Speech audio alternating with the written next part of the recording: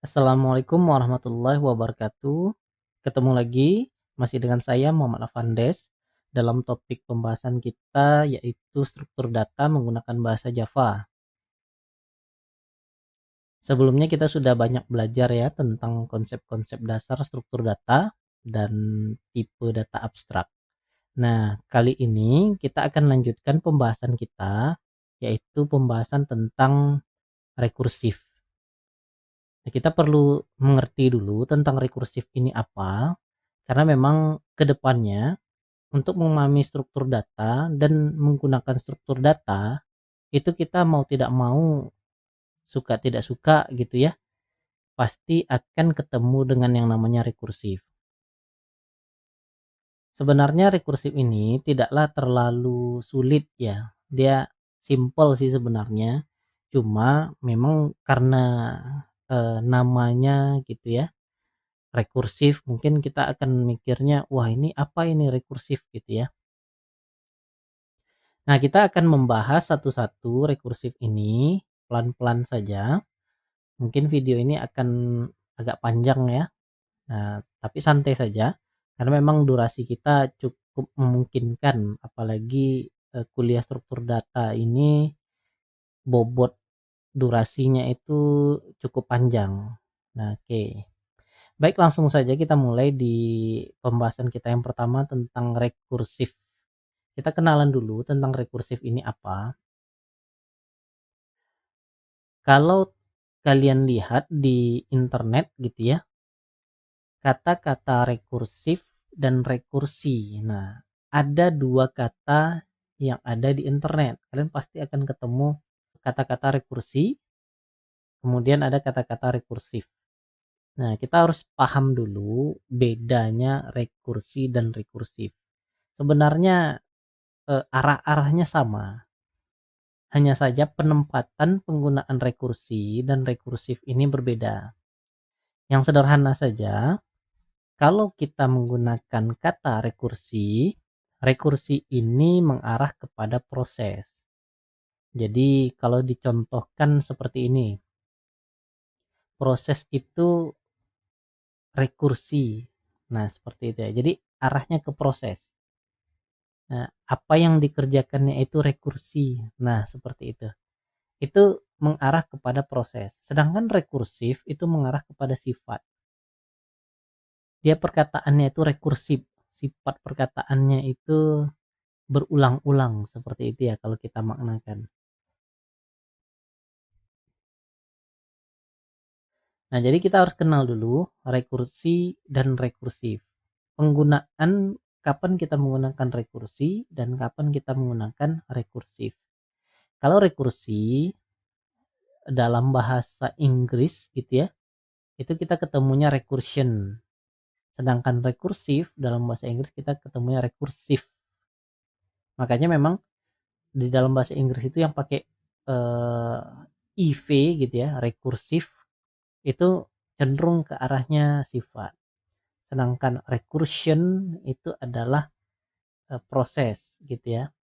Saya ingin membuat aplikasi recursion kayak gitu. Nah, oke, kita lanjutkan pembahasan kita.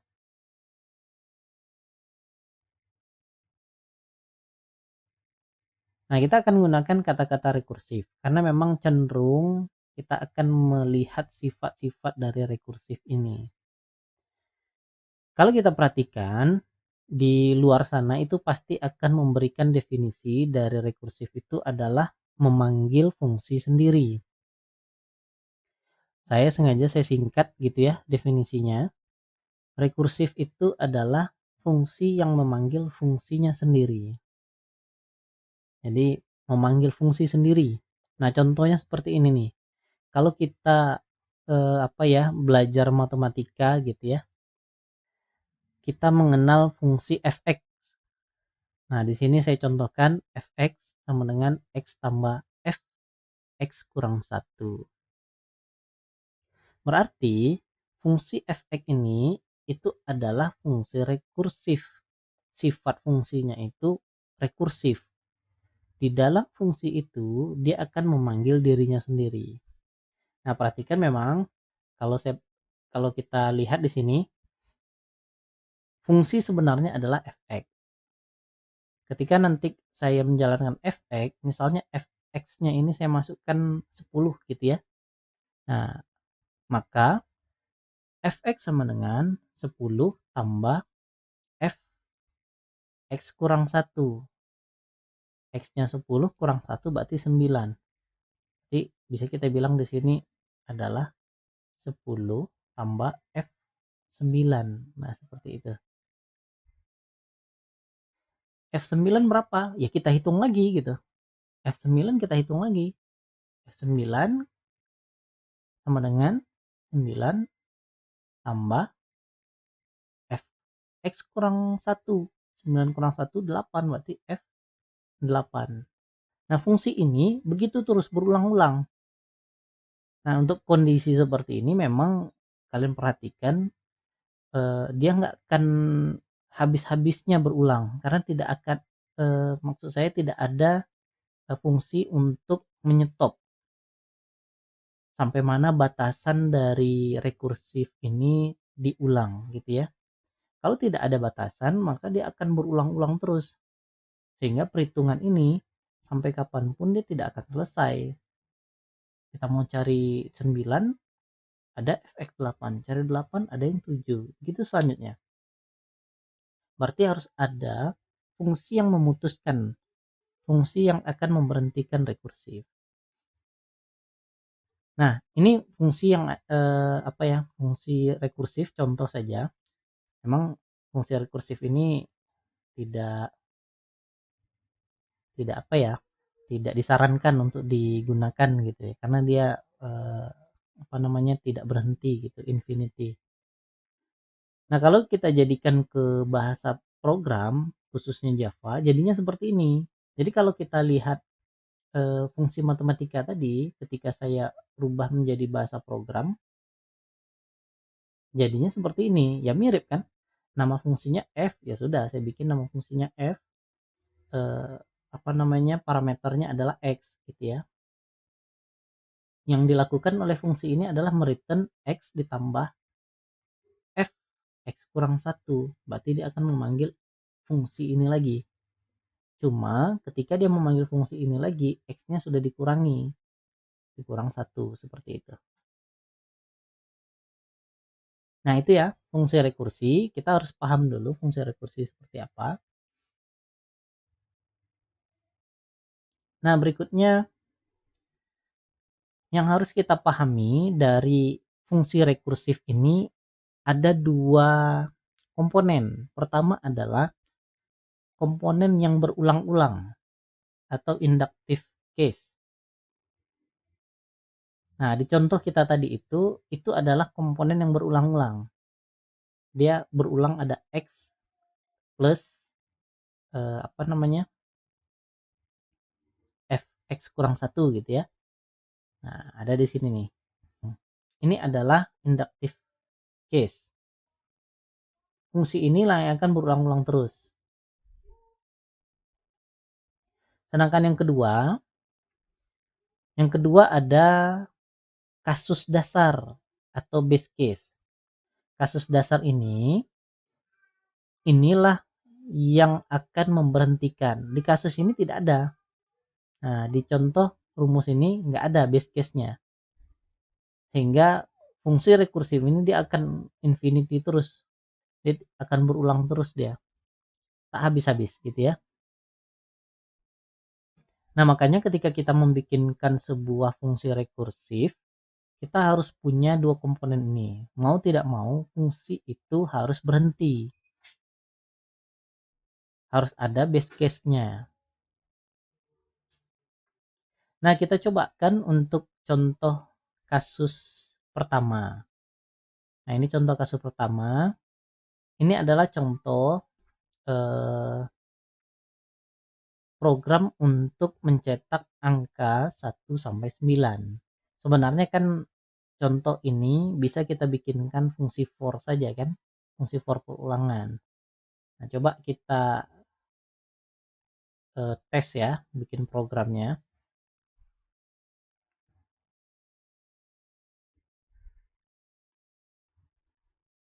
contoh. Nah, ini saya bikinkan PSVM dulu. Biasanya kita kan membikinkan modelnya seperti ini nih. For i kecil sama dengan 9 misal kayak gitu ya.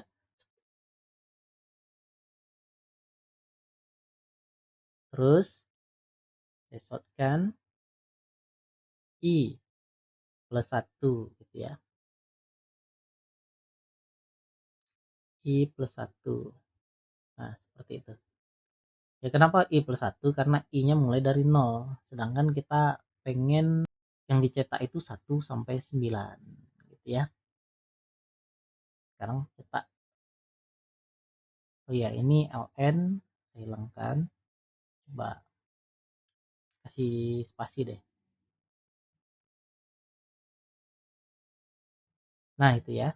Kasih spasi, kita jalankan.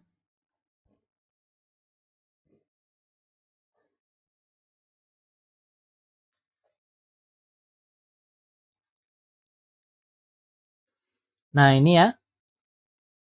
Ini ada hasilnya 1 sampai 9. Ini sebenarnya menggunakan for, tidak menggunakan rekursif. Jadi berbeda antara menggunakan for dan rekursif. Kalau kita contohkan di slide yang tadi gitu ya. Nah, slide yang sebelum ini. Nah, ini kan fungsinya tidak menggunakan for. Hanya menggunakan return. Paling mentor kita menggunakan itu if gitu ya. Nah, rekursif itu seperti itu. Jadi kalau kita mau bikinkan program seperti ini tapi modelnya rekursif, kita tidak menggunakan for.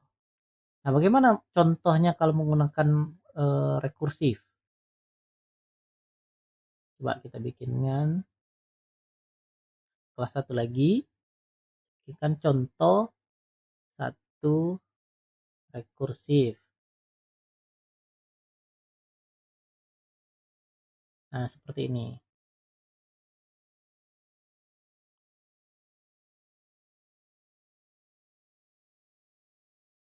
Saya printkan. Nah, saya printkan misalnya cetak 9 gitu ya.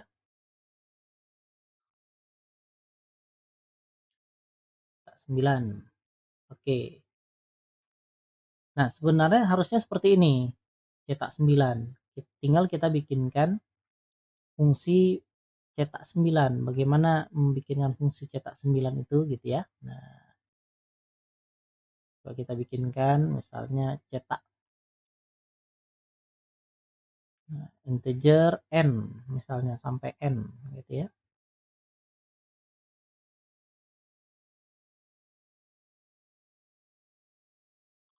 Nah, saya bikinkan dulu if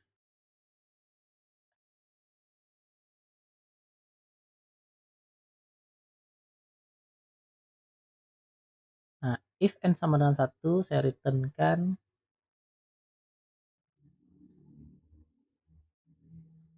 1. Else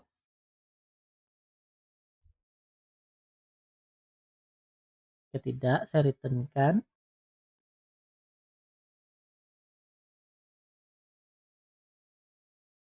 cetak n kurang 1 ditambah kasih spasi sedikit ditambah n gitu ya. Nah, seperti ini. Jadi kalau ini saya jalankan running gitu ya. Ya, hasilnya sama aja. 1 2 3 4 sampai 9 gitu ya. Hanya saja kita menggunakan versi yang rekursif. Versi yang for seperti ini. Ya, simple sih ya sebenarnya. Terus versi rekursif seperti ini. Nah, di sini saya tidak menggunakan for sama sekali. Jadi bisa juga dibilang bahwa rekursif ini perulangan yang tidak menggunakan for atau while gitu ya. Ya karena memang kita tidak menggunakan for dan while, kita hanya mengandalkan menggunakan fungsi dia sendiri. Tapi kita harus punya fungsi untuk apa namanya ya, menstop bahwa ini tidak lagi diulang-ulang terus. Nah, inilah tadi ketika kita membuatkan fungsi rekursif, dua komponen tadi itu harus ada. Yang pertama adalah inductive case. Nah, ini inductive case-nya. Di dalam sini saya mencantumkan nama fungsinya sendiri. Hanya saja ketika dipanggil inputannya tidak lagi n, tapi n kurang 1. Berikutnya nih ada base case. Base case-nya adalah return 1. Jadi ketika saya bikin base case, ciri-ciri khas base case ini adalah dia tidak lagi memanggil dirinya sendiri. Nah, dengan begitu otomatis nanti fungsi ini akan berhenti. Nah, mungkin kalian akan penasaran nih, gimana ya kok bisa jadi fungsi yang seperti ini? Hasilnya sama kayak for gitu ya. Bagaimana logikanya? Ya, coba kita bahas ya. Nah, kita kembali ke sini. Ketika kita ingin membikinkan fungsi untuk cetak nomor urut, nah di sini perhatikan ya bahwa eh, ada perulangan di sini. 1, 2, 3, 4 gitu ya. Ada perulangan. Sebenarnya ketika kita mendesain atau membikinkan sebuah fungsi yang rekursif, kita harus menyederhanakan kasus yang ini dengan cara kita mencari pola. Anggap saja kita ingin mencetak angka 1 saja gitu ya. Kita ingin mencetak angka 1. Simpelnya kan kalau kita ingin mencetak angka 1, kita tinggal printkan saja angka 1. Jadi kalau kita bikinkan fungsi fn gitu ya, n-nya sama dengan 1, maka yang dilakukan oleh fn itu adalah mencetak n tadi. Berapa n-nya? Ya 1 gitu. Cuman kasus ini akan semakin kompleks ya kalau seandainya kita ingin mencetak 1 dan 2. Nah, sebenarnya kalau kita ingin mencetak 1 dan 2, 1, 2, 3, 1, 2, 3 sampai 9, itu kita harus menyederhanakan pola dari ini. Nah, dari kasus yang saya bikin tadi, source code yang saya bikin tadi itu polanya adalah fungsi itu hanya ngeprint n saja. Misalnya n-nya sama dengan 9. Jadi fungsi tadi itu hanya ngeprint 9. Gitu. Ngeprint 9. Cuma kita tambahkan sedikit rekursif.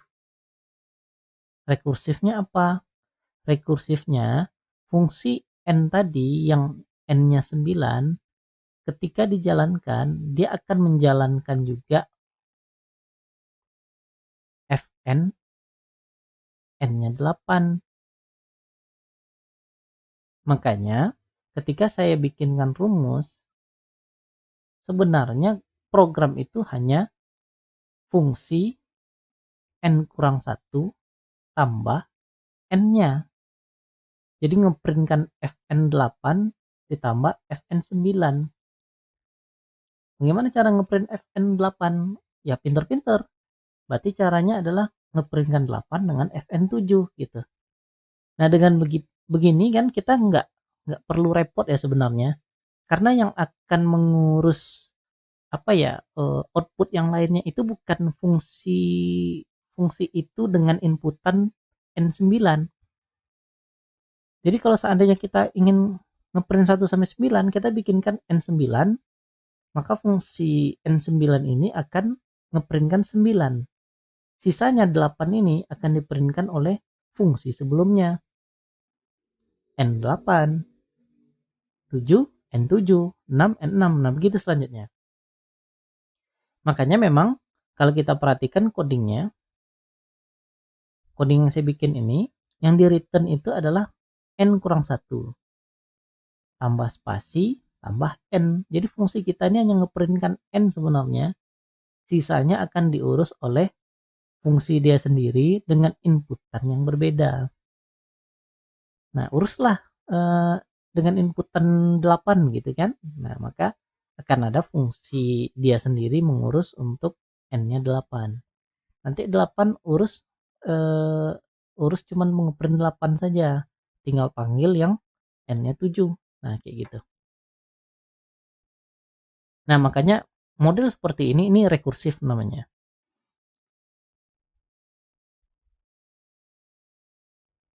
Contoh kasus berikutnya yaitu tentang perpangkatan. Sebenarnya perpangkatan ini sederhana. Cuma kalau ngeliat rumusnya itu bikin puyeng gitu ya. Ya kita bikin sederhana aja.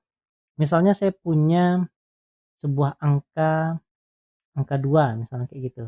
2 pangkat 2 itu sama dengan 4. Nah, ini simpel ya sebenarnya. Kalau seandainya saya ganti 2 pangkat 3 sama dengan 8. Seperti itu.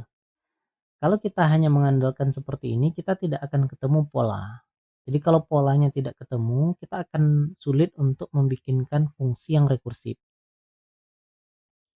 Sekarang kita akan rubah. Di sini deh saya bikinkan. 2 pangkat 2 sama dengan 2 kali 2. Seperti itu. Berikutnya 2 pangkat 3. 2 pangkat 3 itu sama dengan 2 kali 2 kali 2. Begitu juga dengan 2 pangkat 4 sama dengan 2 kali 2 kali 2 kali 2. Nah, seperti itu. Udah sampai ke ujung itu. Nah, tentu seperti ini sudah mulai kelihatan polanya. Sekarang saya akan rubah lagi. Polanya saya akan rubah. Seperti ini. 2 pangkat 2 sama dengan 2 kali 2. 2 pangkat 3 sama dengan 2 kali 2 pangkat 2. 2 pangkat 4 sama dengan 2 kali 2 pangkat 3. Seperti itu. Begitu seterusnya. 2 pangkat 5 gitu ya. Oh, 3-nya hilang. 2 pangkat 5 sama dengan 2 kali 2 pangkat 4. Nah, seperti itu. Begitu selanjutnya. Jadi dengan pola seperti ini, kita dapat membuatkan sebuah fungsi rekursif. Di mana fungsi rekursifnya? Ini di sini. Nah, 2 pangkat 4. Jadi kalau kita ingin menghitung 2 pangkat 5, kita tidak perlu mengkalkulasi mulai dari awal. 2 kali 2 kali 2 kali 2 gitu. Nggak perlu. Ya, kita cukup untuk mengkalikan angka 2 dengan 2 pangkat 4. Bagaimana 2 pangkat 4?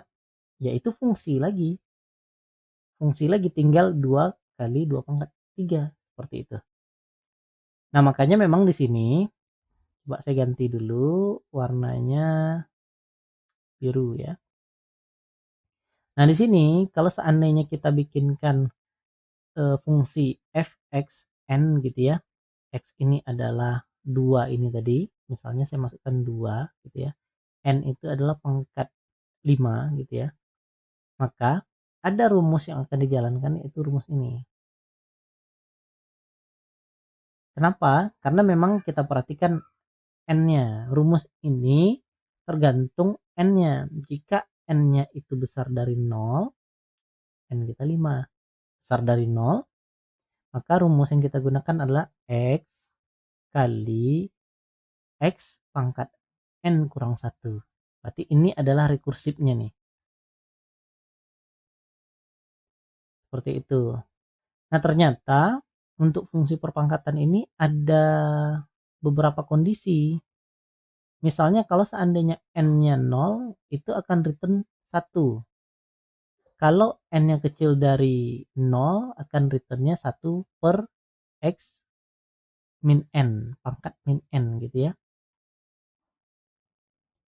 Nah, ini juga termasuk rekursif. Nah, kalau kita cerita tadi, fungsi rekursif itu ada dua komponen. Yang pertama itu adalah base case, yang kedua adalah inductive case. Inductive case itu inilah yang berulang tadi, yang base case adalah ini. Di sini ada inductive case juga, ada dua inductive case-nya.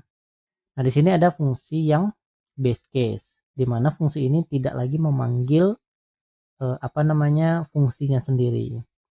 Nah, ini akan memberhentikan fungsi dari rekursifnya. Nah, kalau dari sekedar fungsi ini saja kita lihat rumit gitu ya. Kita coba bikinkan source code-nya. Saya bikinkan source code-nya sekarang. Oke, misalnya saya bikinkan sebuah kelas. Namanya itu pangkat rekursif. SVM, simpel saja. Shotgun, println aja ya. Saya shotgun pangkat berapa ya? Pangkat 5 gitu ya. Oh bukan, 2 pangkat 5 seperti itu. Nah, berikutnya kita akan bikinkan fungsi untuk rekursifnya. Public static pangkat ini karena ada pangkat minus itu ya, berkoma nanti kan kita bikinkan tipenya itu adalah double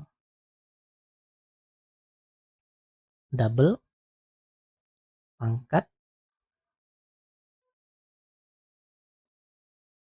integer x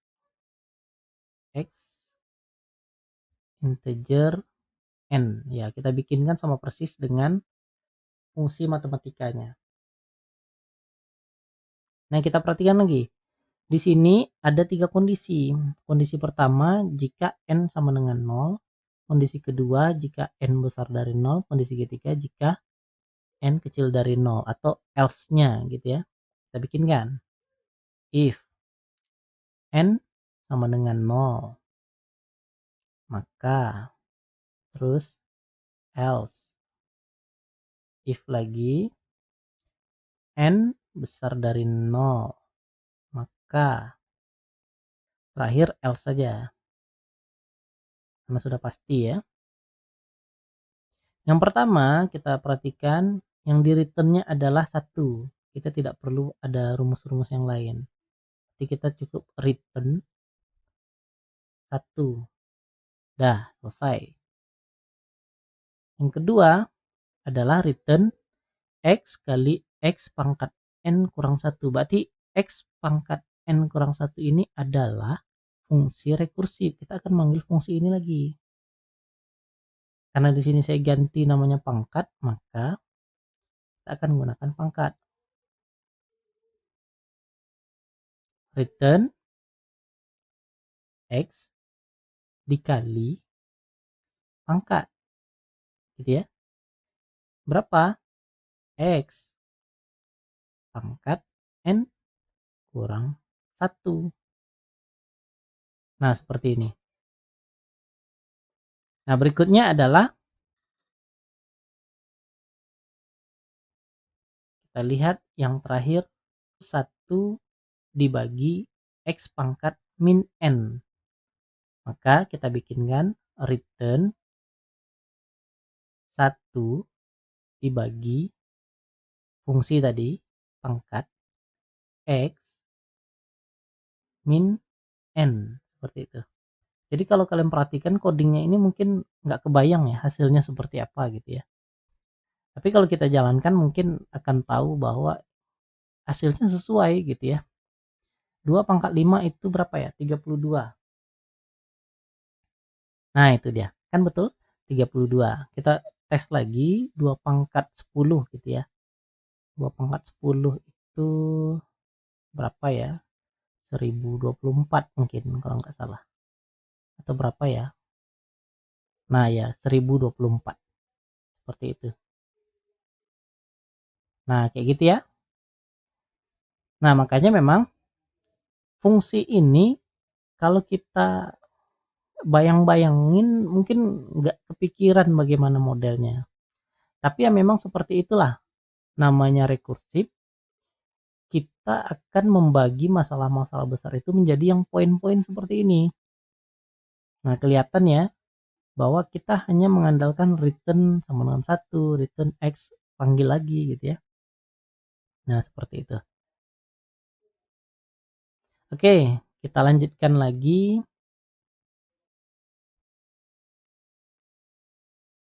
Nah, kita bahas tentang cara kerja rekursif. Cara kerja rekursif ini sebenarnya cukup sederhana. Jadi, setiap kali kita panggil fungsi yang rekursif, itu komputer akan selalu mengalokasikan memori khusus. Nah, contoh ya kita teskan di program. Kalau kalian menggunakan IntelliJ IDEA, itu akan mudah ya untuk melihat ngedebaknya gitu ya. Kalau kalian sudah bisa ngedebak, ini saya bikinkan breakpoint dulu. Coba kita run. Oh, bukan. Runnya di sini. Run debug gitu ya. Nah, ini kalau kalian perhatikan, di sini sudah ada sebenarnya fungsi utama, fungsi main yang dijalankan. Jadi ketika saya menjalankan fungsi main, nah di sini kan dibuatnya main 4 gitu ya. Mungkin kalian nggak nampak ya. Ya di sini ada main 4 gitu. Itu tandanya dia sedang menjalankan fungsi main baris keempat. Nah ini. Ketika dia menjalankan ini, dia menjalankan lagi fungsi. Jadi ini belum selesai jalan, dia menjalankan fungsi pangkat baris ke-9. Ya, fungsi pangkat baris ke-9 yang ini. Nah, fungsi ini kalau kita jalankan step over gitu ya. Next. Nah, gitu ya. Kondisi saat ini X itu adalah 2. Karena kita pangkat 2 gitu ya, berarti X-nya itu 2. N-nya itu 10, pangkat 10. Nah, maka dicek dulu if N sama dengan 0, betul nggak? False. Udah jelas karena N-nya 10. Seperti itu ya. N besar dari 0 nggak? Ya. Maka dia akan return X kali pangkat Xn kurang 1. Nah, seperti itu. Ketika ini dijalankan, maka fungsi rekursif akan jalan lagi. Coba kita run lagi debugnya. Nah, jalan lagi tuh. Sekarang ini sudah ada 2 tumpukan. Tadi tumpukan pangkat. Sekarang tumpukan pangkat lagi. Tapi ini memori yang berbeda. Eksekusi yang berbeda. Inputannya itu berbeda. Kalau yang tadi inputannya itu N-nya 10.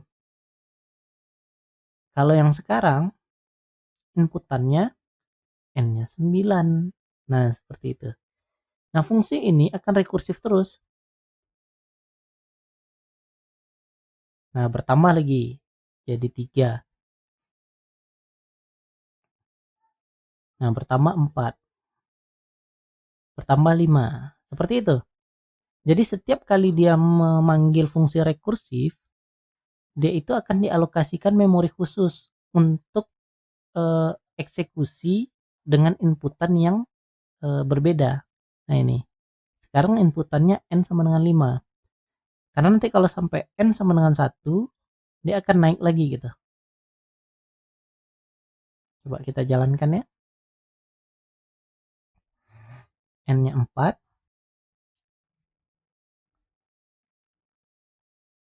Nah, ini n-nya 1.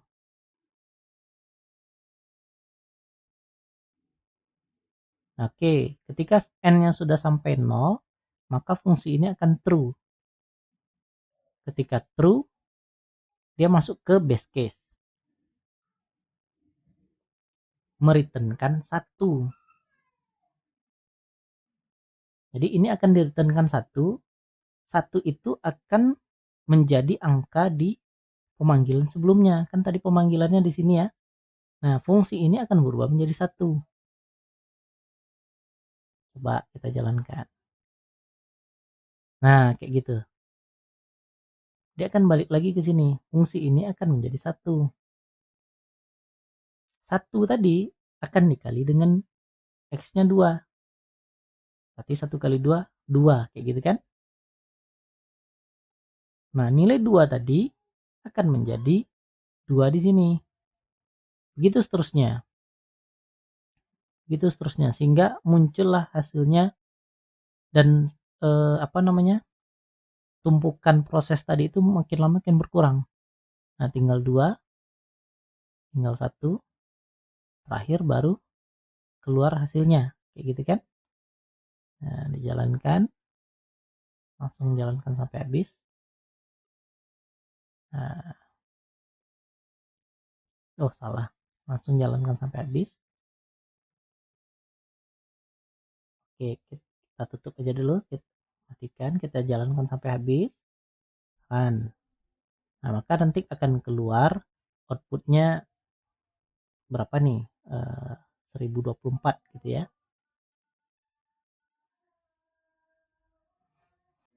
Oke, selanjutnya ya, cara kerja rekursif itu menggunakan struktur data stack. Jadi setiap kali kita panggil sebuah metode yang rekursif, itu komputer biasanya menyiapkan stack memori khusus. Tadi kita sudah lihat stacknya sebenarnya di bagian coding tadi ya. Jadi ketika saya jalankan, kita debug gitu ya.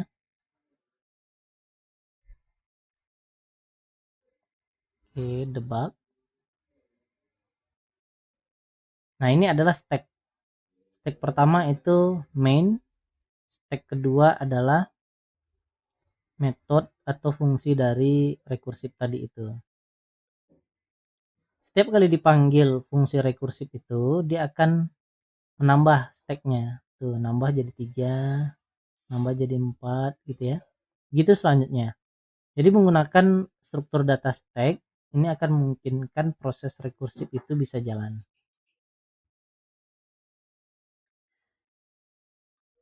Oke, kita lanjutkan ke pembahasan berikutnya.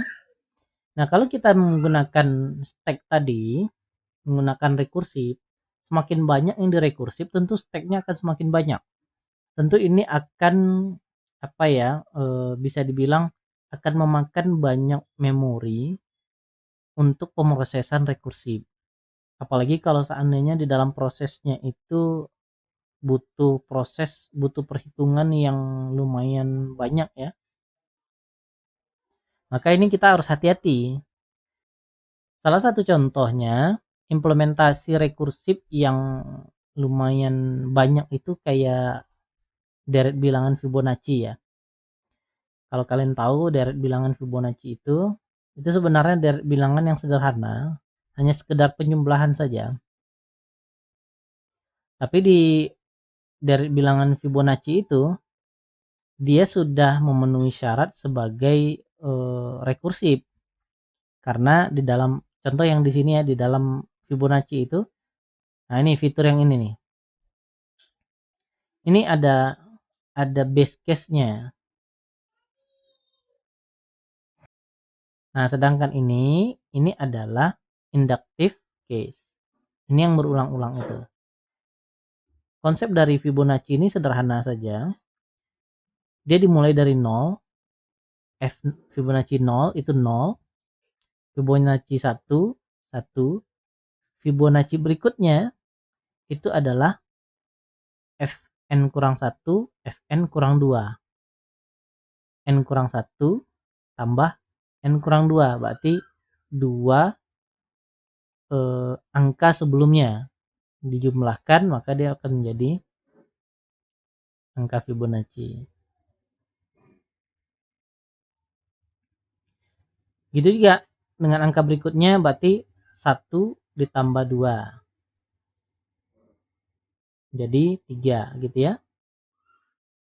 1 tambah 1 jadi 2, 1 tambah 2 menjadi 3, 2 tambah 3 menjadi 5, dan seterusnya. Seperti itu Fibonacci.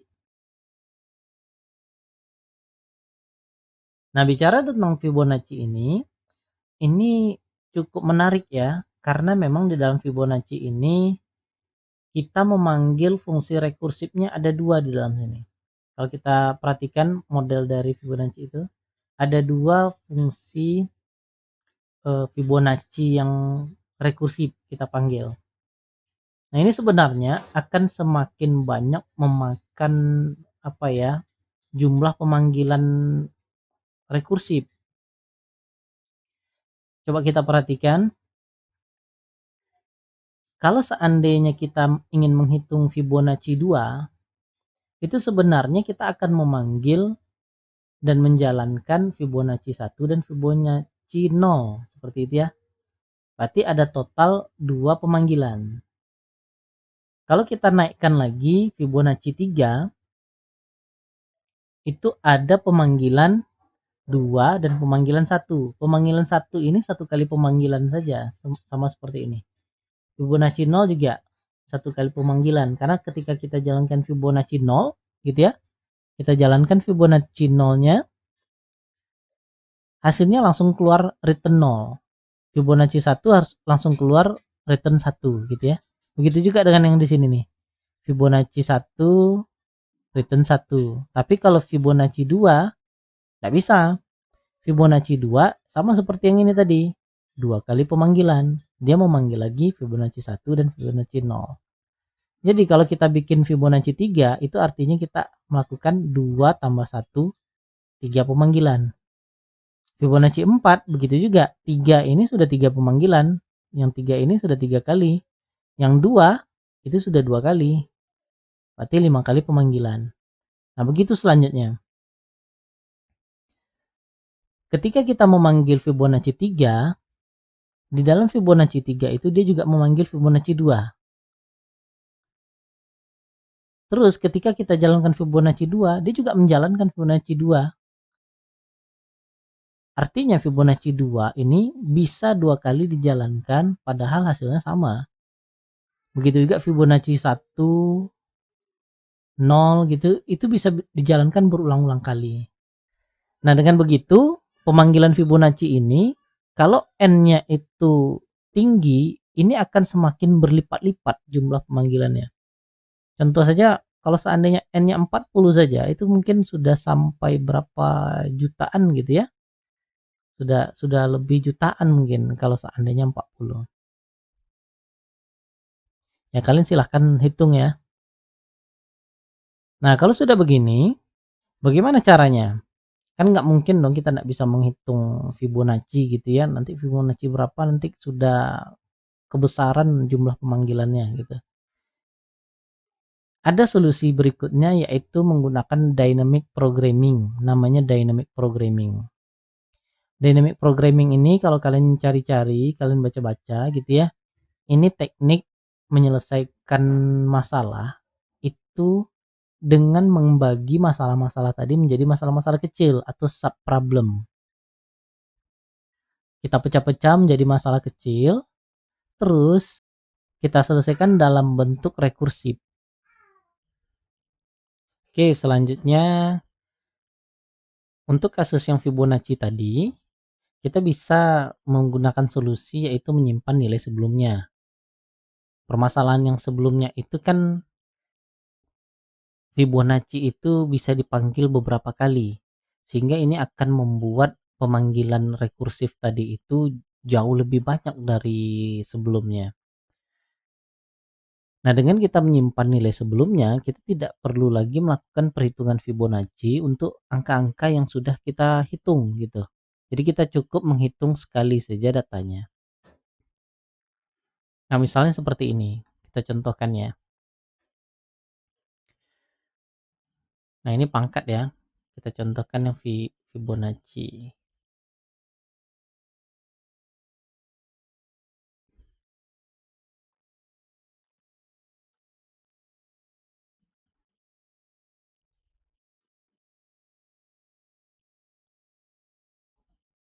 Fibo 1 ya.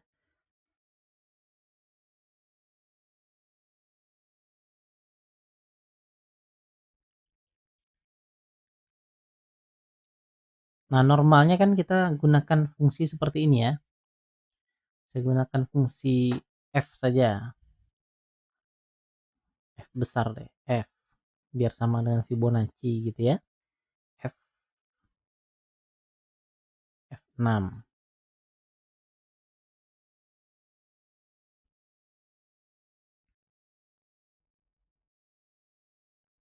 Public static integer, saya bikinkan F, kan di sini integer n. Nah, normalnya kan kalau kita bikinkan fungsi Fibonacci, kita pakai kondisi dulu ya. If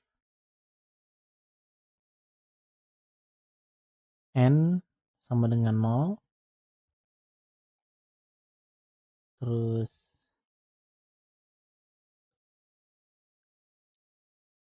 else if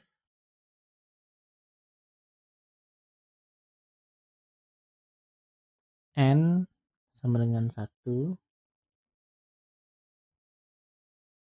berikutnya else. Kalau dia n sama dengan 0, kita return 0. Seperti itu ya, Fibonacci. 1 return 1. Else return f n kurang 1 plus n kurang 2. Nah, ini ya, fungsi normalnya kan seperti ini nih.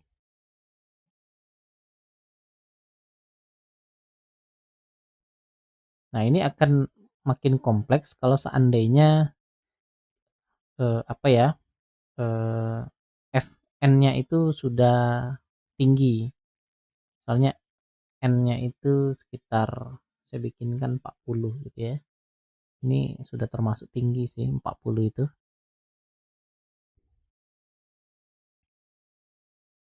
Nah, itu sudah masuk ke 100 juta gitu ya. Nah, kalau kita lihat di slide sebelumnya kan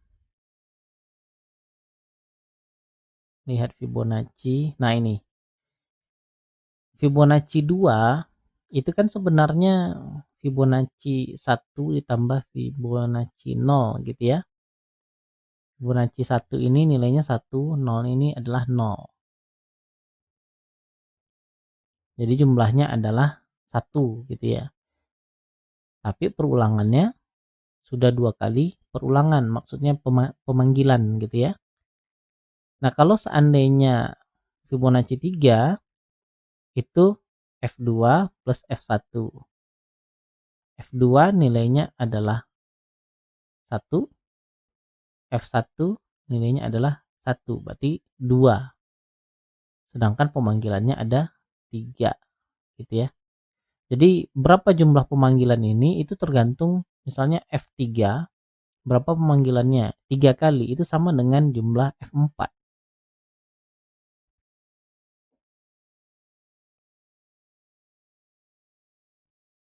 Nah, F4 itu kalau kita lihat F3 nilainya adalah di sini tadi F3 nilainya adalah 2 gitu ya. F2 nilainya adalah 1. Maka jumlahnya adalah 3, tapi pengulangannya sudah 5. Nah, seperti itu. Bayangkan kalau 40. 40 berarti sama dengan, coba kita cek coding tadi. F40 Itu sama artinya komputer itu melakukan pengulangan sebanyak F41 gitu. Jadi kalau jumlah pengulangannya adalah F41.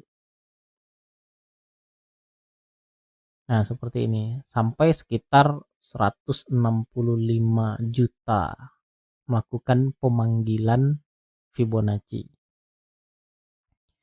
Nah, ini sebenarnya memori yang digunakan akan jauh lebih besar sebenarnya. Ditambah lagi kalau seandainya kita sampaikan 100 gitu ya. Nah, ini bisa jadi out of memory. Nah, solusi yang lebih realistis itu adalah kita menyimpan hasil perhitungan Fibonacci yang sebelumnya. Nah, paham ya? Hasil perhitungan Fibonacci yang sebelumnya, dua angka sebelumnya itu kita simpan. Tapi mungkin kalian akan mencoba dengan pendekatan for ya. Coba kita bikinkan Fibo 2.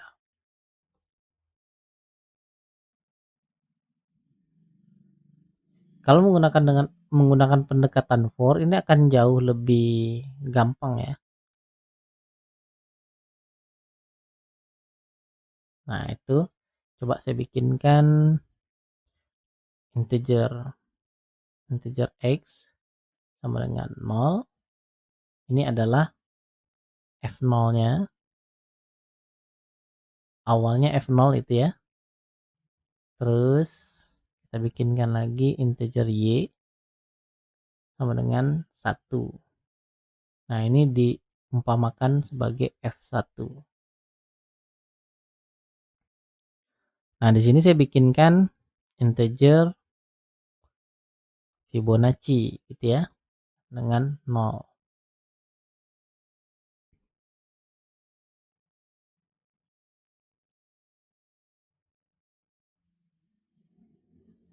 Coba saya cut dulu, kita bikinkan if dulu ya.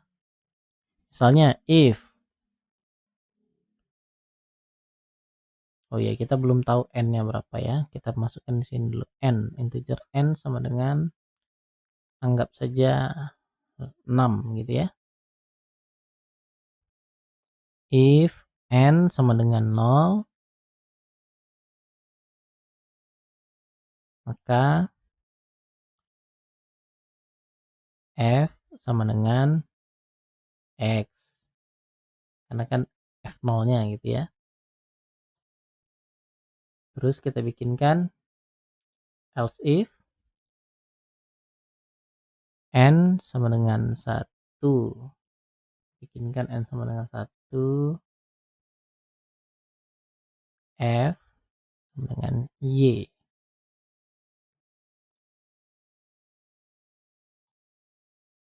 Nah, kalau else kita baru gunakan for. Nah, tentu kita mulai n-nya itu dari 2. Nah, itu sampai n gitu ya. Oh, n-nya masuk. Saya bikinkan n sama dengan gitu ya. Nah, oke. Gimana caranya? F sama dengan x tambah y ya. Nah, seperti itu. Nah, berikutnya kita akan ubah nilai apa namanya? Nilai x. Nilai x itu kita akan ubah menjadi y. Berapa nanti nilai x itu dijadikan ke y gitu ya. Berikutnya kita akan rubah nilai y itu menjadi f. Seperti ini. Nah, seperti itu ya prosesnya. Nah, ini akan kita ulang-ulang sampai selesai.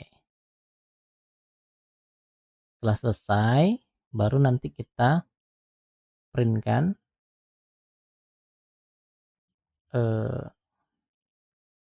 Fibonacci gitu ya. Fibonya sama dengan, nah kita print kan seperti ini. Nah ini kalau kita bikinkan dalam versi 4 gitu ya, perulangan. Kita coba jalankan.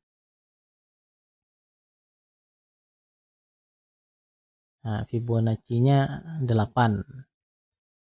Fibonacci 6 itu 8 gitu ya. Nah solusi ini adalah solusi yang paling hemat biaya gitu ya. Sebenarnya karena kita sudah melakukan penyimpanan angka atau 2 angka sebelumnya itu. Nah ini sengaja saya bikinkan X sama dengan Y. Berarti nilai yang ada di Y itu dipindahkan lagi ke X. Terus Y sama dengan F. Nah nilai yang ada di F itu hasil penjumlahan X tambah Y tadi itu dipindahkan ke Y. Sehingga nanti ketika perulangan berikutnya F itu tinggal ditambahkan saja dengan X dan tambah Y. Seperti itu ya. Nah, maka jadilah dia Fibonacci. Kita tidak perlu melakukan pengulangan-ulangan. Nah, cuma solusi ini menggunakan solusi yang bukan rekursif. Ada nggak solusi yang bisa menggunakan pendekatan rekursif tapi juga hemat? Ya, sebenarnya ada. Coba kita perhatikan. Ada nama solusinya yaitu tail recursion. Nah, ini teknik rekursi yang bisa dibilang lebih hemat ya, karena dia akan menyimpan data-data sebelumnya gitu dengan teknik-teknik tertentu tentunya. Nah, bagaimana caranya tail recursion itu?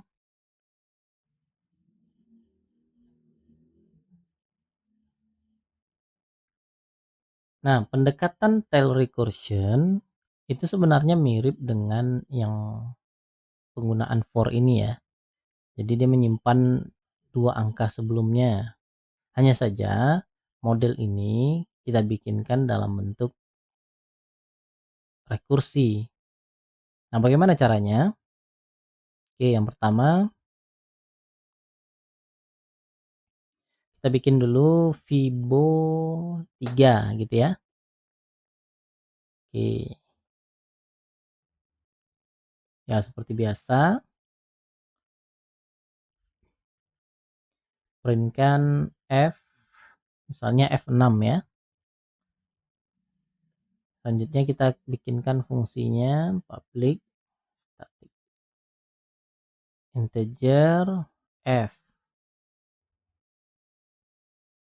Nah, ini adalah fungsi Fibonacci-nya. Fungsi ini sebenarnya bukan fungsi rekursif yang ini, yang F ini.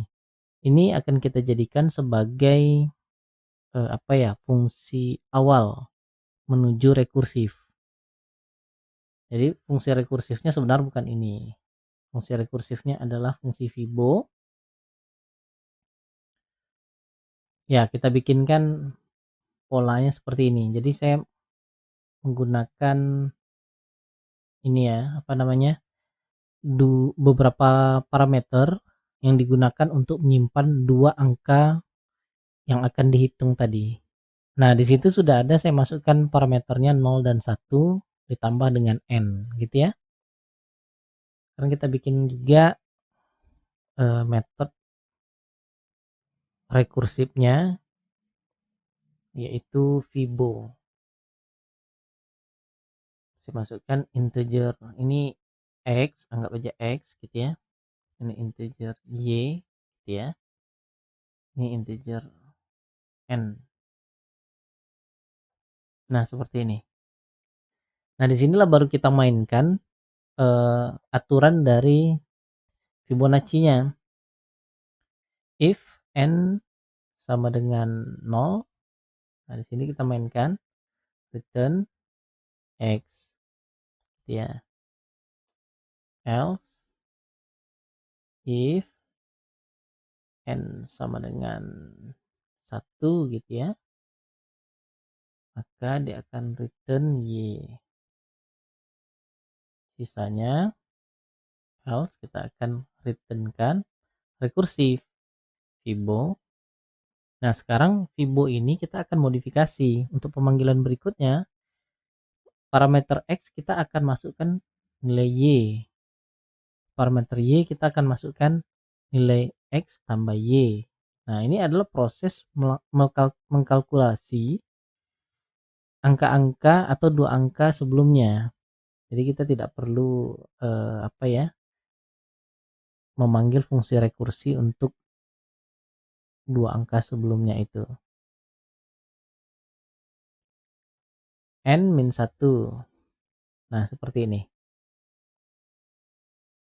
Nah, ini kita menggunakan pemanggilan rekursif yang sekali saja, berbeda dengan model yang pertama tadi. Model yang pertama kita menggunakan fungsi rekursif dua kali. Nah, hal ini akan memperbanyak memori yang digunakan. Begitu juga jumlah pemanggilan rekursinya akan jauh lebih banyak.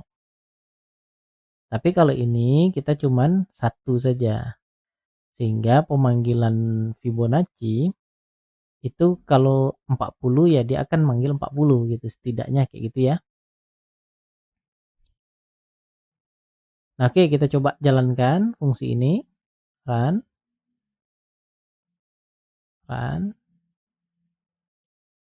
Oke. Nah, itu ya. Keluar hasilnya Fibonacci 6 sama dengan 8. Begitu juga nanti kalau seandainya kita Fibonacci 40 gitu ya.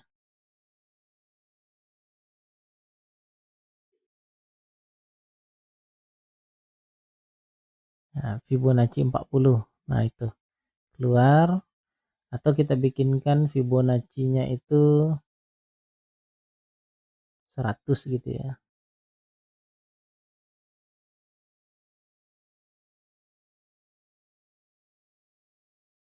Nah, oke. Oh, sudah lewat ya angkanya. Karena kita menggunakan integer ya. Oke, enggak apa-apa.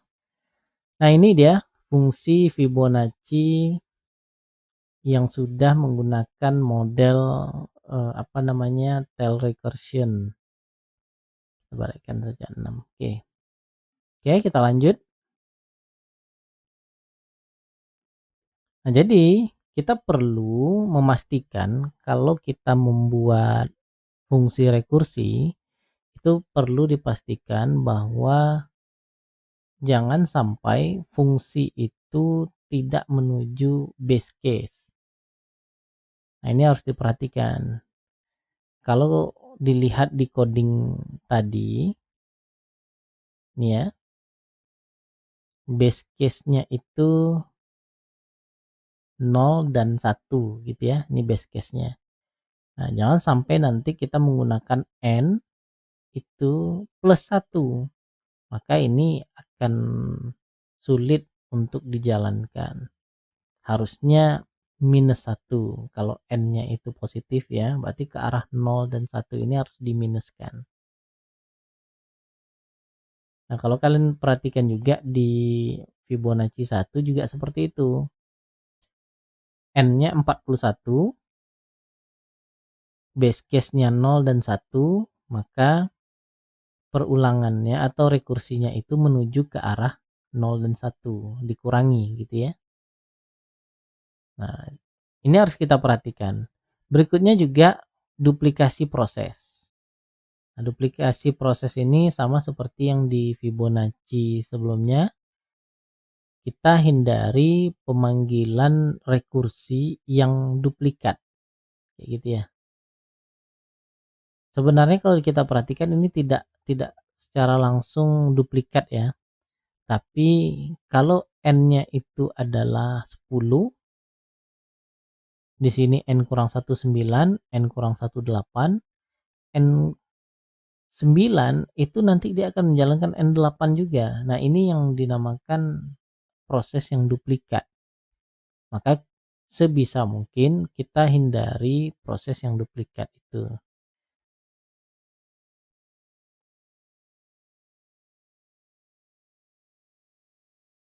Nah, kasus Fibonacci berikutnya adalah Tower of Hanoi. Nah, ini sebenarnya permainan matematika sebenarnya. Ini menguji bagaimana caranya membikin dan memindahkan piringan-piringan yang ada di sebelah kiri dipindahkan ke sebelah kanan, gitu ya. Nah, bagaimana caranya? Nah, tunggu sebentar, kita cobakan. Nah, ini sebenarnya saya ambil dari sebuah website matheisfun.com. Ya, kalian bisa coba permainan ini ya. Nah, di sini permainan ini merupakan permainan matematika yang juga syarat dengan rekursi. Jadi kalau kita ngerti pola dari permainan ini, maka kita akan gampang untuk menyelesaikan permainan ini. Nah, sayangnya memang di permainan ini saya tidak bisa setting disknya itu 2 ya. Karena kalau 2 kita akan dapat memahami pola. Tapi nggak apa-apa. Kalian coba perhatikan yang seperti yang digambar ini. Sengaja saya bikinkan modelnya seperti ini ya. Coba diganti dulu, diganti warna biru deh.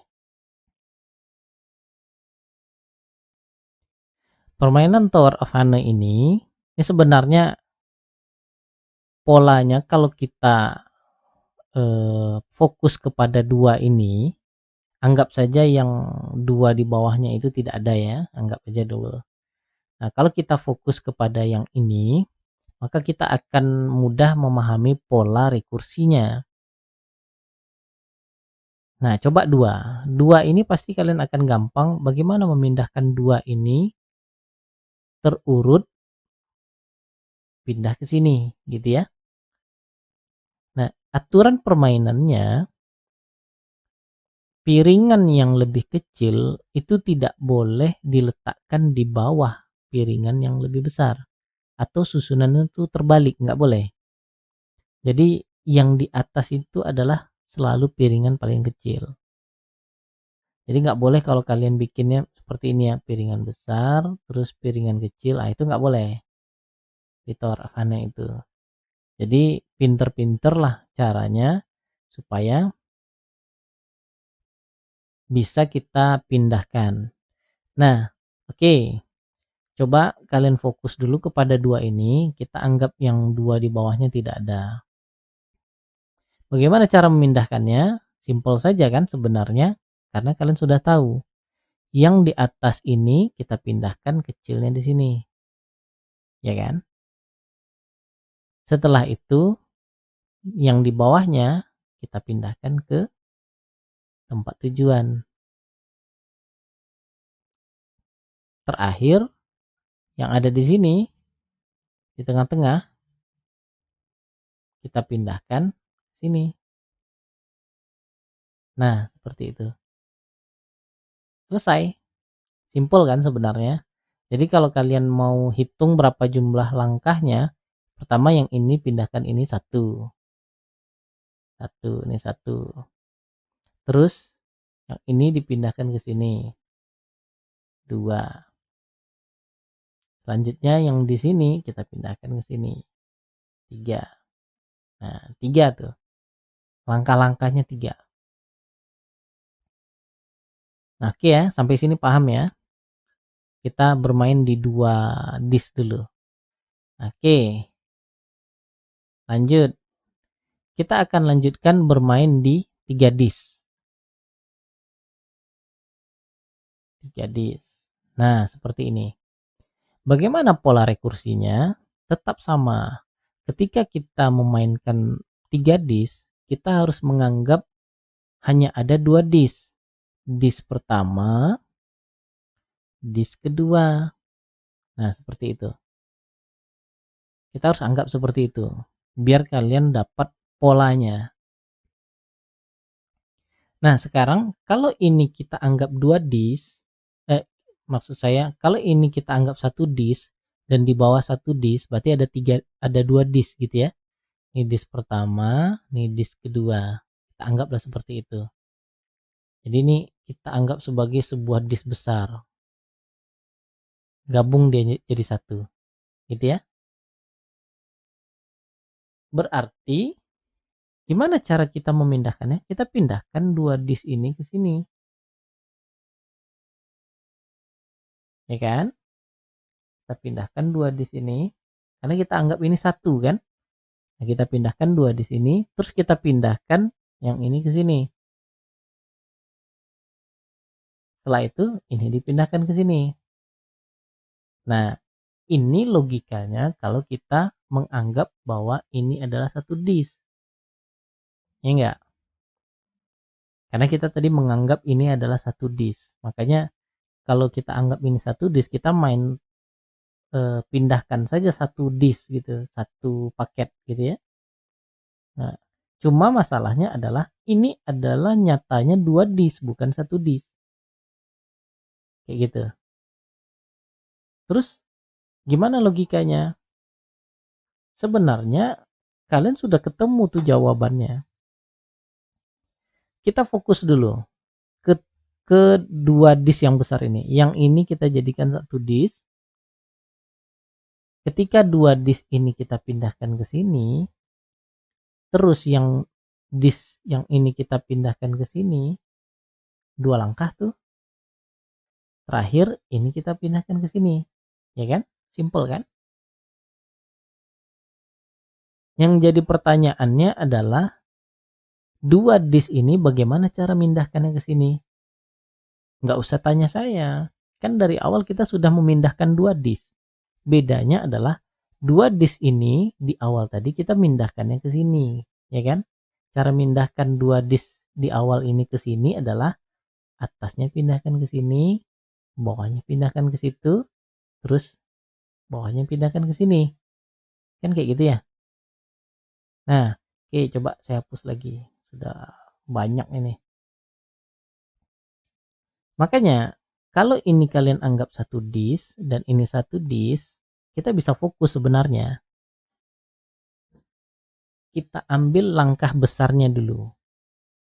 Ini pindahkan ke sini.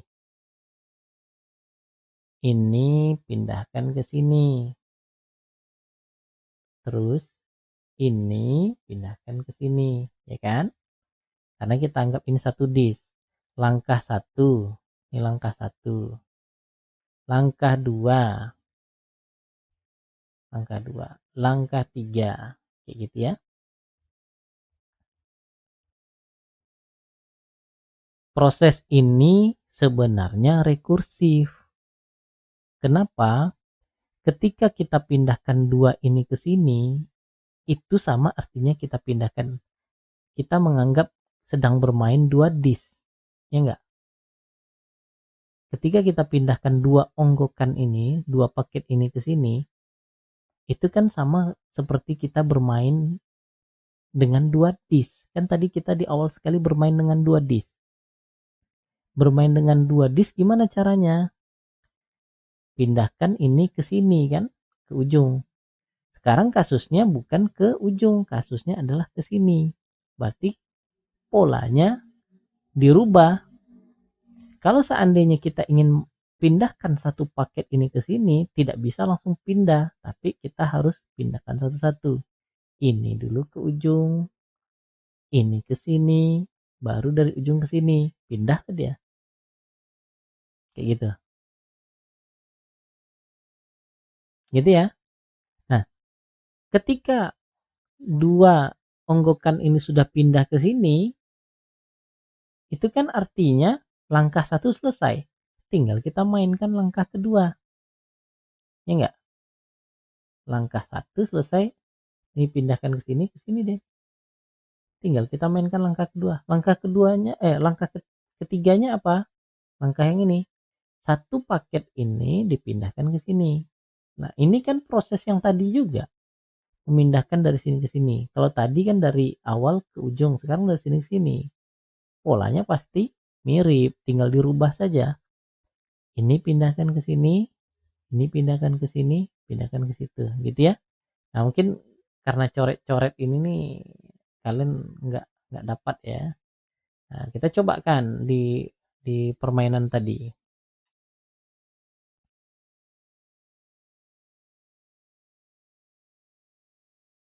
Nah ini, sekarang kita bermain dengan 3 disk. Kita coba pindahkan 2 disk dulu deh. 2 disk ya. Yang hijau 2 ini, kita bermain di 2 disk dulu. Yang hijau 2 ini, saya pengen pindahkan ke sini. Bagaimana caranya? Caranya yang kecil ke sini. Saya nggak bisa langsung pindahkan yang kecil ke sini. Kenapa? Karena ini adalah tujuan. Kalau ini tujuannya kita pindahkan ke tujuan, terus yang ini mau diletak di mana, gitu kan? Makanya yang pertama saya pindahkan ke sini, ke tempat sementara. Yang kedua, itu saya pindahkan ke tujuan. Nah, kayak gitu. Baru saya urutkan lagi. Nah, ini kalau kita bermain di 2 disk. Gitu ya. Polanya yang paling kecil, yang di atas, pindahkan ke bawah, terus bawahnya pindahkan ke sana, ke tujuan gitu ya. Nah, ini polanya harus diingat. Sekarang kita bermain di 3 disk. Di 3 disk berarti yang hijau nih, dua yang hijau ini akan saya anggap satu. Nah, langkah pertama adalah saya harus mindahkan dua ini, satu onggokan itu ke sini semuanya. Barulah yang bawah, yang ungu saya pindahkan ke sini. Setelah itu, yang hijau tadi saya pindahkan ke sini gitu kan. Kita anggap 2 disk gitu. Berarti misi pertama saya adalah memindahkan yang hijau ke sini. Karena dia 2 disk, saya sudah tahu polanya. Kalau saya pindahkan hijau ke sini, kecilnya ke sini. Kalau saya pindahkan hijaunya ke sini, kecilnya ke sini. Gitu. Jadi kalau saya mau pindahkan, seperti ini dia. Maka yang hijau akan saya pindahkan. Nah kan berhasil tuh. Berarti dua yang di atas tadi, saya anggap satu, saya pindahkan ke sini. Selesai kan misi langkah pertama. Langkah kedua adalah, ini saya pindahkan ke ujung. Ya seperti itu. Saya pindahkan ke ujung. Terus tinggal yang ini dipindahkan ke sini. Kan langkahnya tidak bisa langsung kedua-duanya kita arahkan. Kita gunakan pola dua disk tadi. Ini pindahkan ke sini dulu. Ini ke sini. Nah, ini ke sini gitu ya. Nah, seperti itu. Nah, makanya ketika kita berhadapan dengan 3 disk, kita harus anggap itu adalah 2 disk. Kayak gitu. Karena kita lebih gampang memproses 2 disk daripada 3 disk gitu kan. Jadi kita anggap aja dia 2 disk. Nah, bagaimana dengan 4? Begitu juga. Kita anggap 2 disk. Yang mana 2 disk itu? Yang disk 1, 2, 3 itu adalah 1 disk. Yuk kita coba lihat di gambar. Nah, ini 4. Kebetulan 4 ya. Yang mana disk pertama? Disk pertama itu yang ini. Nah, 3 ini adalah disk pertama. Caranya adalah kita pindahkan ke sini. Kan kayak gitu ya. Jadi kalau disk pertama ini caranya kita pindahkan semuanya ke sini. Disk pertama ini angka 1. Berikutnya yang paling bawah pindahkan ke sini. Kan polanya sama ya. Setelah itu pindahkan ke sini. Kan polanya sama tuh. Hanya saja disk pertama ini tidak sesimpel itu. Memindahkan ini ke sini itu seperti kayak kita bermain 3 disk dipindahkan ke sini ya enggak? Nah, iya betul. Nah, seperti apa permainan 3 disk tadi ya, kita harus pindah-pindahkan lagi, nanti akhirnya 3 disknya ke sini, barulah yang ujung diarahkan ke belakang gitu ya, ke tujuan. Nah seperti itu, barulah nanti tiga-tiganya dipindahkan lagi. Nah, sedangkan bermain di 3 disk tadi itu saja kita sudah menggunakan 7 langkah. Berarti untuk proses satu ini ke sini ada 7 langkah. Sisanya sekian. Terus kita pindahkan lagi 7 langkah. Kan kayak gitu kan? Nah, seperti itu. Oke, kita cobakan.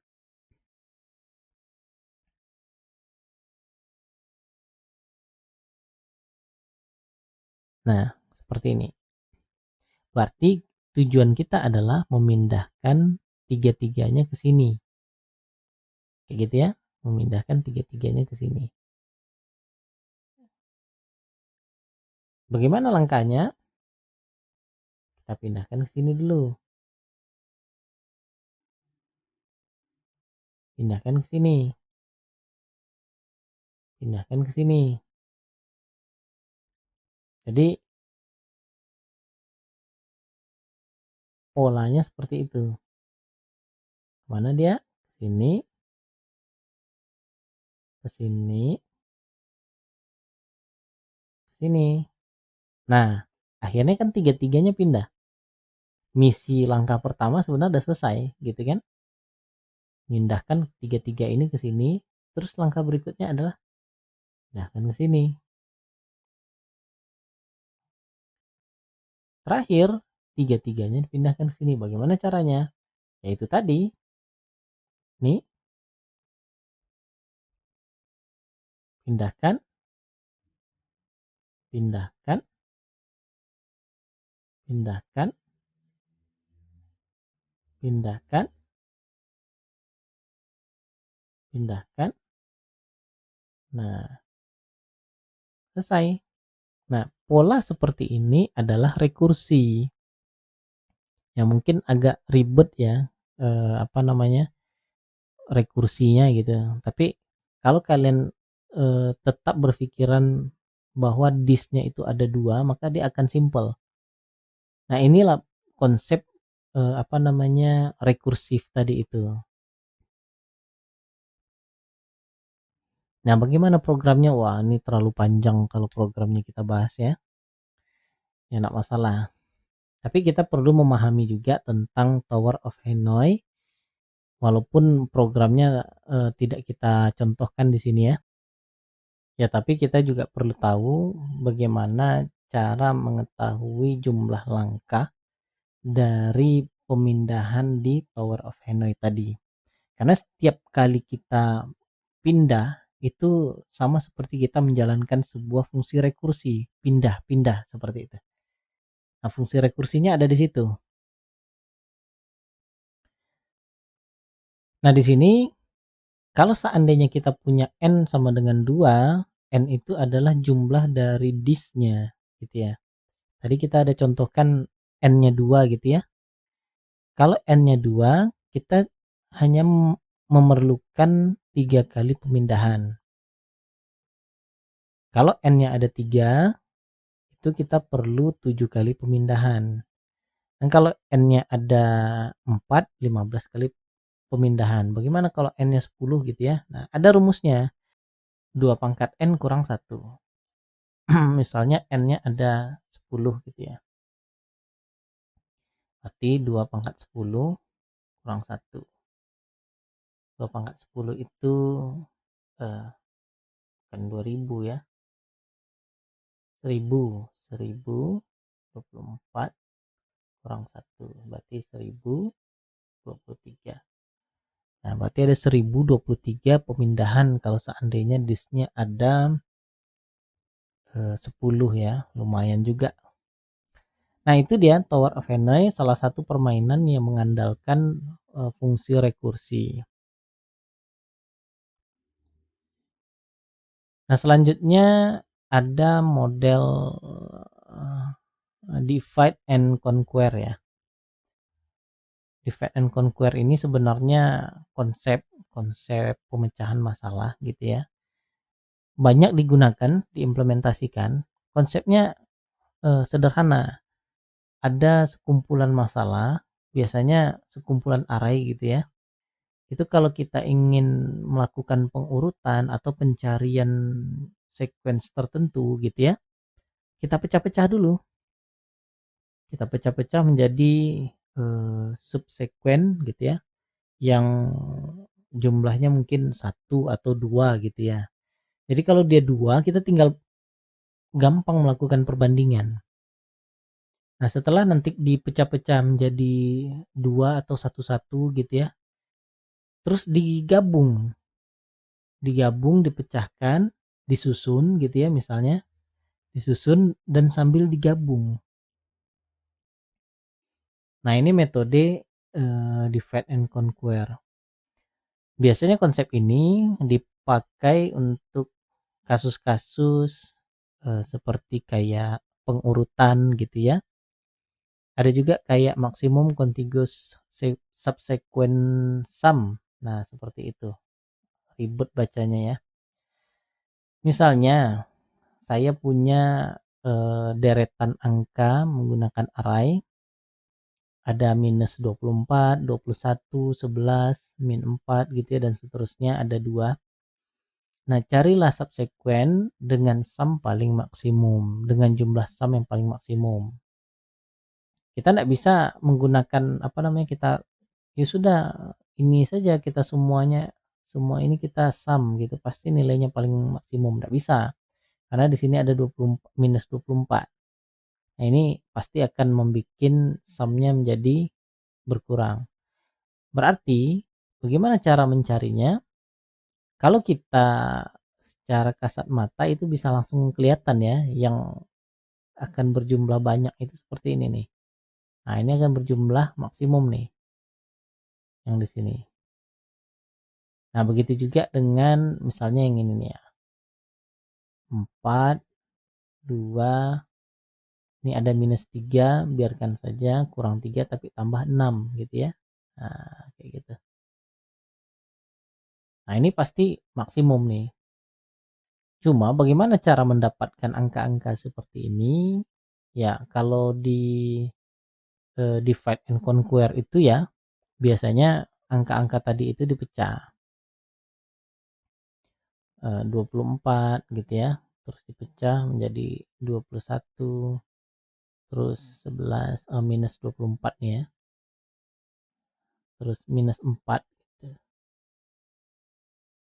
Terus 12, minus 3, minus 1 gitu ya. Nah, seperti ini. Nah, ini nanti kita akan pecah.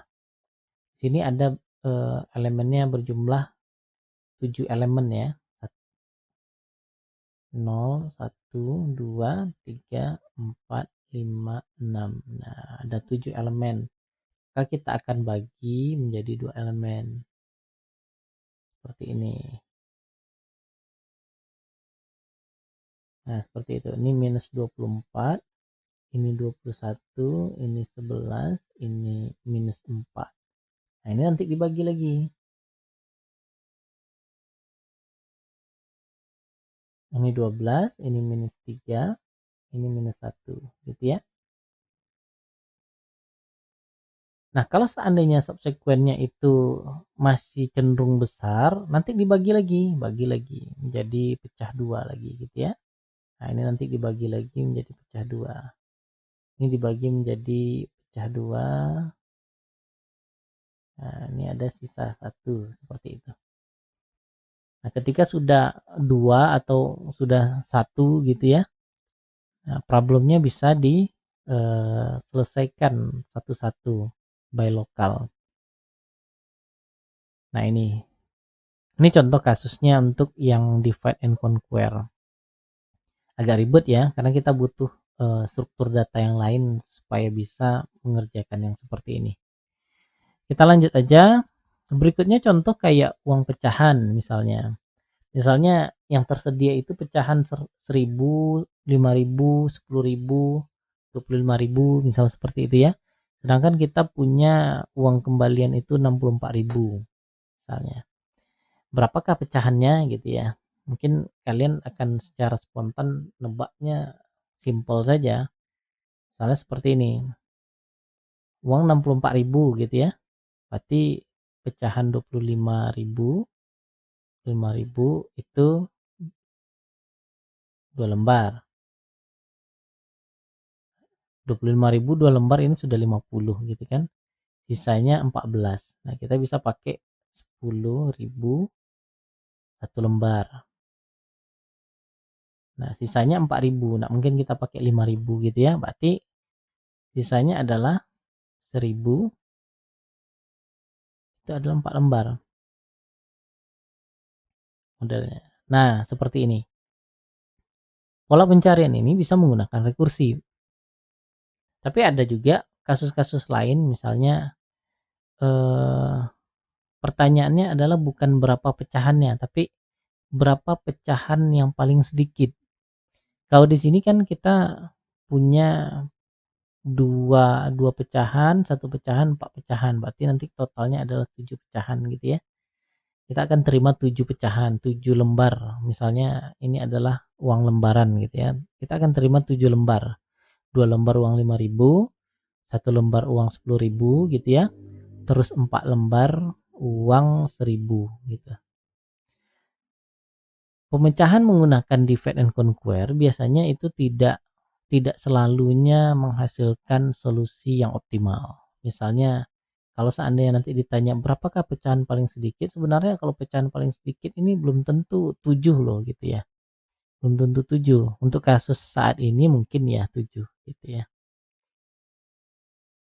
Nah, pemecahan seperti ini biasanya menggunakan algoritma greedy. Jadi mencari solusi optimal untuk skop lokal. Nah, contoh tadi ini lah contoh skop lokalnya. Sekarang uangnya berapa? 64.000. Yang paling banyak deh kita tukarkan ke pecahan paling besar gitu ya. Tentu pecahan paling besar 25.000 kan. Nah, logikanya pasti seperti itu. Nah, ini logika dari algoritma greedy. Ya sudah, pecahan 25.000. Dapat 2. Berapa sisanya? 10.000. 14.000 misalnya seperti itu. 14.000 bisa nih pakai yang 10.000 dulu gitu ya. Nah, kalau seandainya nanti sudah dipakai 10.000 masih ada 4.000 lagi, ya inilah menggunakan algoritma greedy. Tidak selalunya dia menghasilkan solusi yang tepat. Kadang ada solusi yang lebih optimal ketimbang solusi yang ditawarkan oleh greedy tadi itu.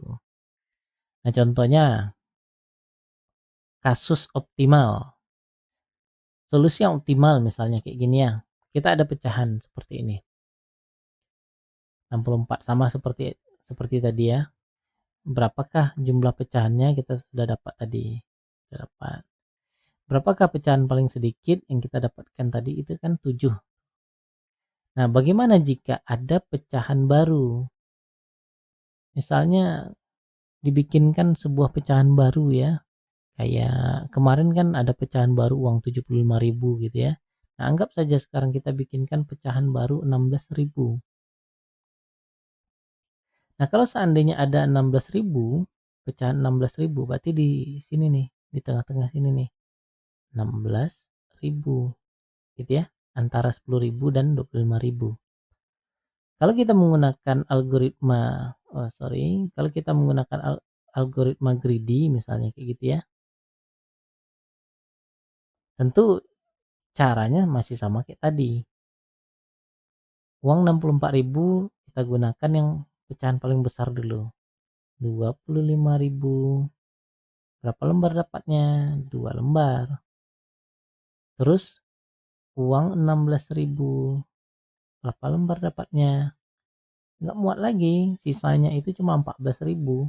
0. Terus uang 10.000, berapa jumlah lembarnya? Bisalah 1 gitu ya. Sisa 4.000. Uang 5.000 nggak ada karena sisanya 4.000. 0. Uang 1.000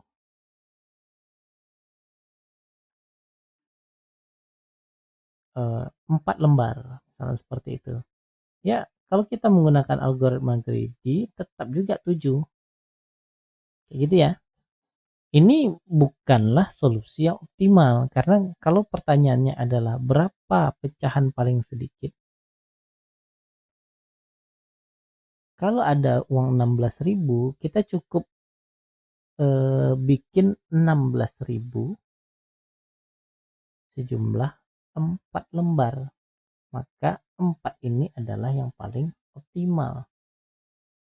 Nah, menggunakan algoritma tadi itu belum tentu menghasilkan solusi yang optimal. Karena memang kasus greedy itu ya seperti itu ya. Nah, oke, lanjut ke kasus terakhir ya tentang labirin. Jadi rekursif juga digunakan untuk melakukan pencarian dan penelusuran pada labirin. Yang penting kita tahu ukurannya berapa gitu ya, labirinnya berapa ukurannya, terus dari mana ke mana gitu ya labirinnya itu. Dan yang paling penting adalah jalurnya valid. Nah, oke, kita contohkan misalnya. Nah, seperti ini ada labirin. Kita punya titik awal dan punya titik akhir. Nah, kemana kita cari jalurnya supaya akhirnya nanti ketemu gitu ya. Nah, sebenarnya ini kalau kita perhatikan kelilingnya rada jauh sebenarnya. Yang seperti ini kelilingnya agak rada jauh, kita harus mutar ke sini dulu gitu ya. Nah, mutar sampai ke sini. Nah, baru keluar gitu ya. Ya, tapi proses penelusuran dari labirin ini itu setidaknya menggunakan rekursif. Karena kalau kita tidak menggunakan rekursif, maka problem itu akan jauh lebih besar ketimbang dijadikan rekursif. Karena memang prinsip rekursif itu adalah menyederhanakan dan memecah masalah itu menjadi bagian-bagian masalah yang kecil. Oke, kita contohkan, saya punya permainan lagi nih. Nah, permainan labirin. Nah, kalau kalian perhatikan labirin yang ada di sini, itu ya, ini titik kita player. Setiap kali kita melakukan gerakan, misalnya saya lakukan gerakan ke samping kayak gitu ya, itu kan ada titik-titiknya itu, ada ukuran-ukurannya. Kalau di titik ini saya bisa naik ke atas, saya bisa turun ke bawah ya, terus saya bisa ke samping kanan gitu ya, ke kiri nggak bisa karena terhalang tembok gitu ya. Nah, saya bisa ke kanan. Nah, penelusuran ini sebenarnya adalah penelusuran rekursif. Ketika status saya ada di sini, saya memiliki beberapa kemungkinan jalur untuk berjalan. Nah, status di sini adalah saya bisa ke kanan satu dan saya bisa ke kiri satu, kayak gitu ya. Nah, kanan satu, kiri satu, seperti itu. Saya bisa seperti itu. Ketika posisi saya di sini juga seperti itu. Nah, sampai nanti posisi saya di sini. Di sini saya bisa ke kanan, saya bisa ke kiri, saya bisa ke bawah. Gitu ya. Tapi berbeda kalau seandainya saya posisinya di sini. Saya hanya bisa ke kiri. Nah, jadi proses ini kalau kita sebagai player, kita tidak akan membutuhkan algoritma untuk menjalankan. Tapi bayangkan kalau yang menyelesaikan puzzle ini adalah komputer, misal gitu ya, kita membuatkan sebuah program yang bisa menelusuri jalur keluar dari labirin. Berarti kan kita harus melakukan perhitungan supaya algoritma kita bisa melakukan pencarian kan kayak gitu ya. Bayangkan kalau seandainya saya maju ke sini ya, saya maju ke sini terus ke atas ke bawah, komputer itu kan dia nggak tahu apakah labirin ini akan sampai ke finish atau tidak. Ternyata sampai di sini mentok. Ya sudah, saya balik lagi. Saya akan tempuh jalur yang belum pernah ditempuh. Seperti ini. Asal saya pilih seperti ini. Mentok lagi. Naik ke atas. mentok lagi, berarti semuanya mentok. Maka saya akan ulang lagi sampai ke posisi terakhir di mana. Nah, di sini yang belum. Lanjut lagi. Nah, kalau kita menggunakan komputer dan algoritma, mau tidak mau kita harus atur algoritma dari komputer itu supaya dia bisa mengikuti jalur yang seperti ini. Nah, sebenarnya ini nampak ya polanya ya. Nah, seperti itu, nampak kan polanya.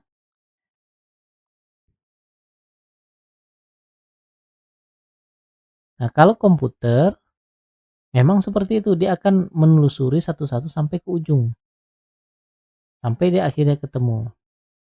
Nah, seperti itu. Nah, bagaimana solusinya? Solusi rekursi itu setidaknya kita menggunakan struktur data stack lah. Stack lagi kan, ketemu lagi dengan stack. Yang pertama kita push dulu titik awal. Terus kita akan melakukan perulangan selagi masih ada jalur berikutnya. Nah, jadi selagi masih ada jalur berikutnya, maka atau selagi stacknya itu belum kosong. Nah, logikanya sih seperti itu gitu ya. Maka jika posisi sudah dikunjungi, nah jadi kan kalau seandainya kita melakukan pencarian di labirin, setiap titik yang kita lewat kita harus catat. Kenapa? Nggak lucu dong kalau seandainya algoritma kita nanti akan berbelok ke eh, gang yang itu-itu saja, sehingga dia akan berputar-putar aja di labirin itu. Nah, ini nggak akan selesai solusinya. Berarti kita harus catat. Setiap kali kita pindah ke posisi tertentu, kita catat apa namanya? Kita catat di mana posisi yang sudah kita lewati. Nah, tujuannya adalah ketika kita ingin melangkah ke posisi tertentu, kita harus cek posisi ini nih kita sudah pernah lewat atau belum. Kayak gitu ya. Nah, kita sudah pernah lewat atau belum. Kalau seandainya kita sudah pernah lewat, kita skip. Nah, kalau seandainya posisi yang kita pilih itu adalah tujuan, maka selesai. Nah, jika tidak, sisanya gitu, kita lakukan stack push ke utara, stack push ke selatan. Oh, ini stack push nih harusnya ya. Nah, stack push ke utara, stack push ke selatan gitu ya. Stack push ke barat, timur. Tergantung dari apakah kita bisa ke barat, apakah kita bisa ke selatan, timur gitu ya. Kalau seandainya ada dinding ya nggak bisa kan, gitu ya. Misalnya ada dinding di utara, kita nggak bisa ke utara. Makanya kita tinggal tambahkan langkah-langkah selanjutnya. Tentunya langkah-langkah yang belum pernah kita kunjungi, seperti itu. Nah, itu dia sebagian dari implementasi tentang rekursif ya. Jadi rekursif ini bukan hanya sekedar pengulangan saja, hanya ngeprint 1 sampai 9 gitu ya, enggak gitu ya. Jadi rekursif ini lebih ke arah penyederhanaan sebuah masalah menjadi masalah-masalah yang kecil. Kalian perhatikan tadi coding-codingnya itu cenderung tidak terlalu ribet. Hanya saja kita nggak agak sulit untuk menghayalkan hasil dari codingnya itu ya. Ya memang itu butuh kebiasaan saja. Nah, terakhir kita ringkas apa yang sudah kita pelajari di pertemuan ini, yaitu tentang rekursi dan rekursif. Rekursi itu recursion, rekursif itu rekursif, bersifat gitu ya, arahnya kepada makna sifat. Nah, yaitu memanggil atau menjalankan fungsi dirinya sendiri. Kunci utama dari rekursi itu ada base case, ada inductive case. Terus jangan lupa hindari duplikasi input. Jadi hindari pemanggilan fungsi diri sendiri dengan input yang sama. Terus kita bisa menggunakan tail rekursif untuk mengoptimalkan kinerja dari rekursif kita. Karena kalau seandainya terdapat duplikasi gitu ya, maka beban memori atau beban yang dikeluarkan oleh komputer untuk menghitung rekursif itu akan jauh lebih tinggi. Tadi kita sudah melakukan perhitungan-perhitungan kan? Nah, sudah dapat gambaran. Ya tentu saja di contoh kita itu tidak terlalu banyak berpengaruh gitu ya. Karena contoh kita itu datanya sedikit. Bayangkan nanti kalau program kita itu sudah besar, nggak mungkin. Kita akan memanfaatkan solusi yang jauh lebih optimal ketimbang sekedar rekursif saja. Ya, kasus-kasus yang sudah kita bahas pada pertemuan kali ini tadi yaitu Fibonacci, perpangkatan, Tower of Hanoi, dan penelusuran labirin gitu ya. Baik, itu saja materi kita, pembelajaran kita tentang rekursif. Mudah-mudahan menambah wawasan ya. Lebih dan kurang saya mohon maaf. Kita jumpa lagi pada video dan pembahasan selanjutnya. Terima kasih.